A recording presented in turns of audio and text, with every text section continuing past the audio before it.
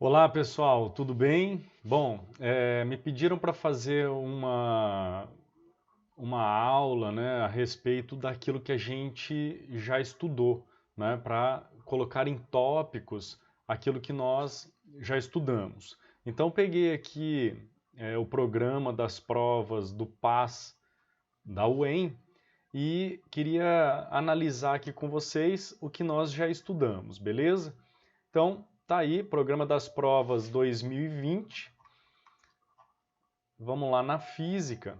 Tá aí arte, biologia, educação física, filosofia e física, ok? Então tá aí. Bom, acompanha a leitura comigo. O objetivo das questões de física na prova de conhecimentos gerais é avaliar se os candidatos possuem um mínimo de conhecimentos de física do cotidiano, física moderna e física das novas tecnologias, de acordo com os parâmetros curriculares. As questões pretendem avaliar se os candidatos reúnem conhecimentos e habilidades para resolver questões interdisciplinares. Na prova de conhecimentos específicos, busca-se avaliar se o candidato domina os conteúdos dessa disciplina ensinados no ensino médio e se possui a capacidade de utilizar esses conhecimentos para resolver problemas específicos da área e a capacidade de estabelecer conclusões. Busca-se identificar se os candidatos apresentam as condições de desenvolvimento e de aprendizagem da física e sua interdependência com outras ciências. E aí então ele traz a etapa 1, tá? Que é mecânica. Veja que a mecânica é dividida em cinemática, dinâmica e etapa 2, hidrostática. Nós vamos ver isso aqui esse ano, vou fazer uma revisão para a galera do segundão, tá? E para o pessoal do terceirão é nosso último assunto. Etapa 2, termologia ótica e ondas, beleza? E para a etapa 3, chegamos aqui na minha parte, né, que é a eletricidade e o magnetismo. Então é o seguinte, eu vou mostrar aqui para vocês o que nós já estudamos, tá? E aí a gente pode lembrar dos conceitos rapidamente, tá? Então começamos lá pela eletrostática. Condutores são materiais que permitem o movimento de cargas elétricas, mais precisamente, se forem materiais sólidos, permite o movimento de elétrons. Isolantes não permitem movimento de elétrons. Não existe isolante perfeito, ok? Dependendo do campo elétrico a qual o isolante é submetido, ele passa a se comportar como um condutor. E aí nós vimos o conceito de carga elétrica. Começamos pela carga de um corpo e vimos que a carga de um corpo é determinada pela formulinha do Kem. A carga é a carga elementar, 1,610 a menos 19 coulombs, vezes o número de portadores de carga em excesso, ok? Vimos também os processos de eletrização, eletrização por contato, eletrização por atrito, eletrização por indução. O que você precisa lembrar é o seguinte: no contato para corpos condutores esféricos idênticos, as cargas ao final do processo são iguais em módulo e sinal. Na eletrização por atrito, iguais em módulo, porém sinais opostos. E na eletrização por indução, a carga elétrica induzida é menor em módulo e de sinal oposto à do indutor. Por isso nós chamamos de indução parcial aquele processo que nós estudamos já há algum tempo. E em todos esses processos, o princípio de conservação da carga elétrica é obedecido, ou seja, já que o sistema é eletricamente fechado, nós temos que a soma algébrica das cargas elétricas antes do processo de eletrização é igual à soma algébrica das cargas após o processo de eletrização. Essas cargas, elas vão interagir entre si por meio de uma força. E nós vamos calcular a força pela lei de Coulomb. Foi Kátia quem quis doar duas vezes. Lembre que força é vetor e que você precisa fazer o desenho dos vetores para saber como somá-los.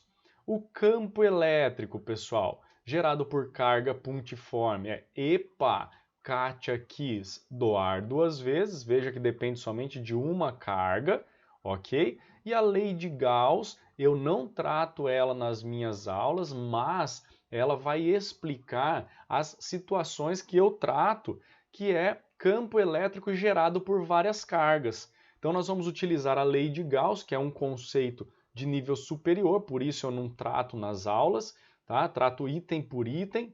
E você já sabe como calcular o campo elétrico gerado por 2 cargas, 3, ou por exemplo, como calcular o campo elétrico gerado por um condutor esférico em equilíbrio eletrostático, ok? A lei de Gauss nos permite isso. Chegamos então na parte escalar da eletrostática, que é o potencial elétrico, ok?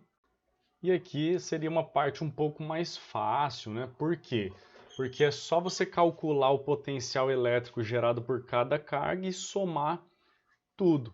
Somar algebricamente, né? Lembra que uma carga positiva gera potencial positivo e a carga negativa gera potencial negativo, tá? E aí então veja, ó, capacitores e associação de capacitores. É um conteúdo que aparece na eletrostática, visto que os capacitores são dispositivos que acumulam carga elétrica. Então, essa carga ela fica parada ali no capacitor, portanto, é uma parte da eletrostática. No entanto, nós utilizamos capacitores em circuitos elétricos, que é a parte da eletrodinâmica. Por isso eu trabalho com vocês capacitores na eletrodinâmica, ok? Que começa com o conceito de corrente elétrica. Nós vimos que a corrente elétrica é a medida do fluxo de elétrons, se for num fio sólido, né, num condutor sólido. Nós podemos calcular a corrente elétrica com a formulinha do Kitt e conceito de resistência elétrica. Todo condutor apresenta resistência elétrica à passagem dos elétrons e por isso eles acabam esquentando um pouquinho devido a esses elétrons, tá? Vimos também as leis de Ohm.